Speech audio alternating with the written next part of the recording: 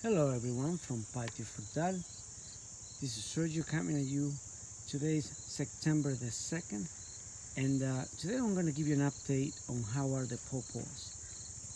From now on, pawpaws are just going to start to grow. The fruit is going to start to grow tremendously. So at this point, I'm going to show you how small they are. Um,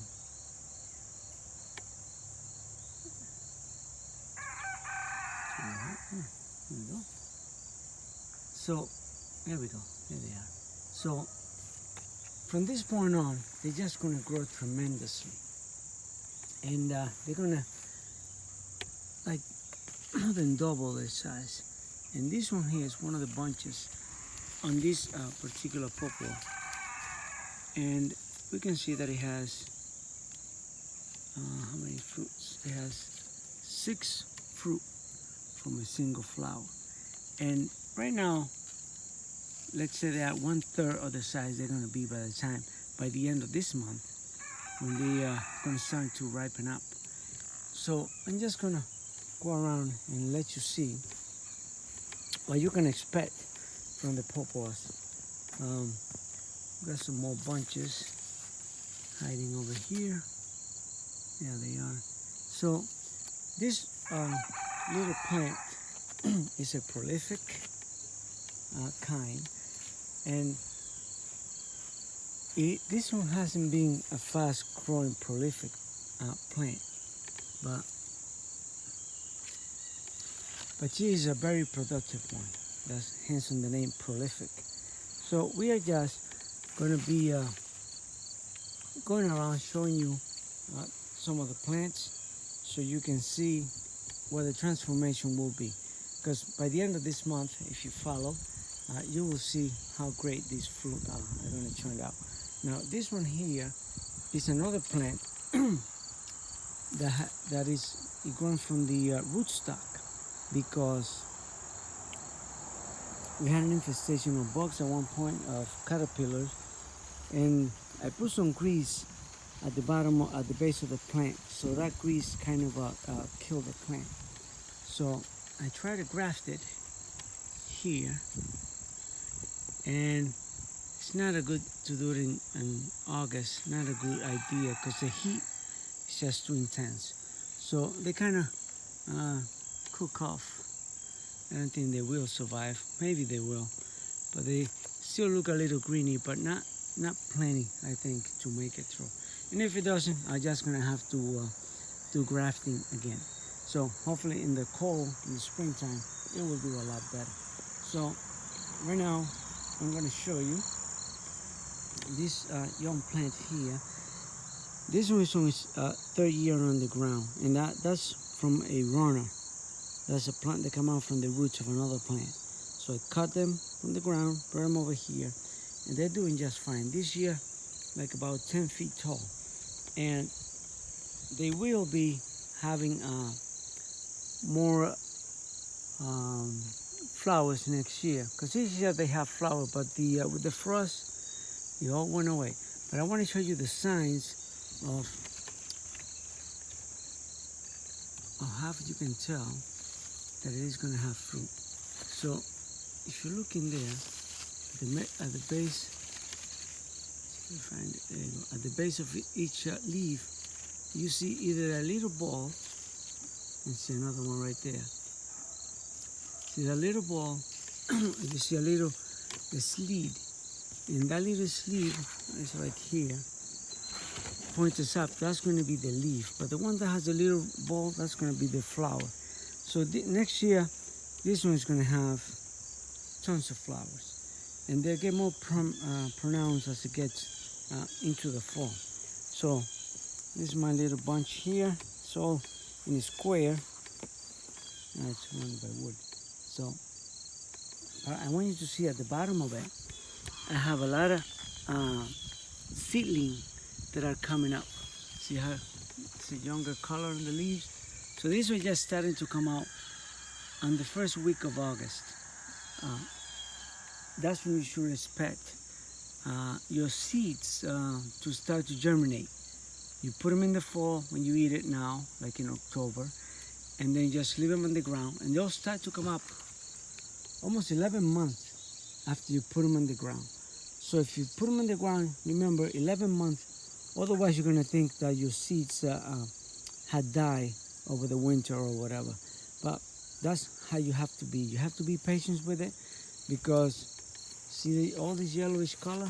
This is a freshly planted. They're only a month old. And look how big they are. They already are like 2.5 feet tall in just 1 month time, because those seedlings, they come out pretty fast growing, because the root system is not disturbed. It's not like you transplanted this. These are just seeds that germinated. So I'm gonna go by here, and you can see my pears are awesomely producing right now, and that's my Hasui pears, and these are my Korean giant, which are way bigger than those Hasui. But the Hasuis are so sweet right now, and I'm going to show you the hornets are all over the place. See them right there?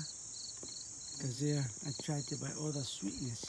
So you gotta go pick them up. So now this is my my mango pawpaw, and again, because of that frost, the production is not as prolific as it was last year. But even after that frost, we had some new flowers that did come up, and well, check out for yourself. How's that looking way up there?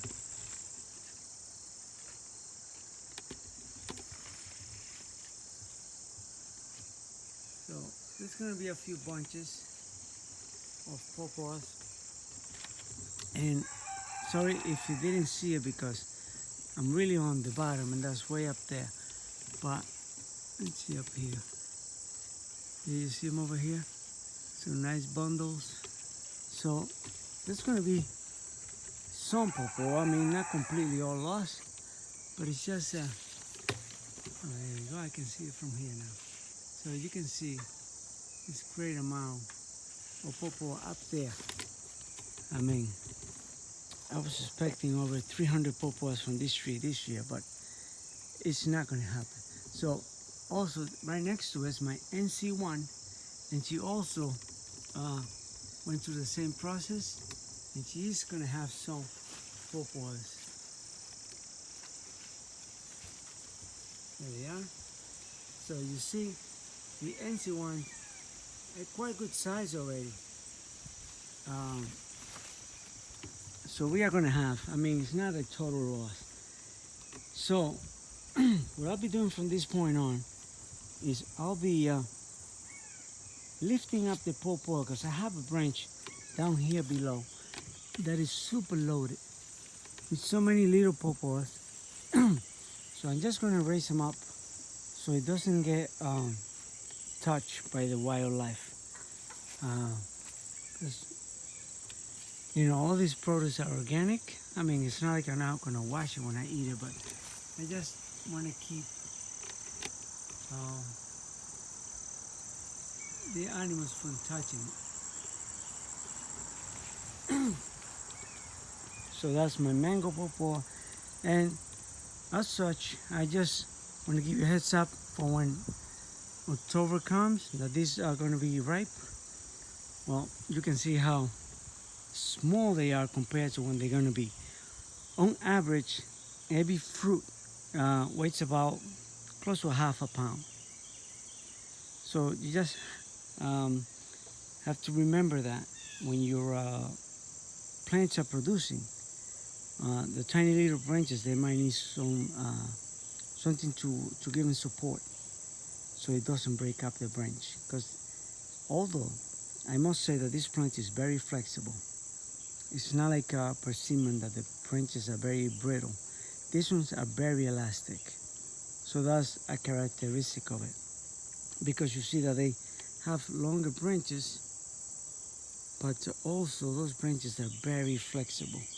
And even if they overweight, hardly ever will break, unless you're in a very windy zone, and that will cause a lot of swinging. So There you go, guys, from Patio Frutal. I hope you learn, like, subscribe, and leave me a comment. And we'll be seeing you in the near future when the pawpaws start to ripen. So, have a great evening.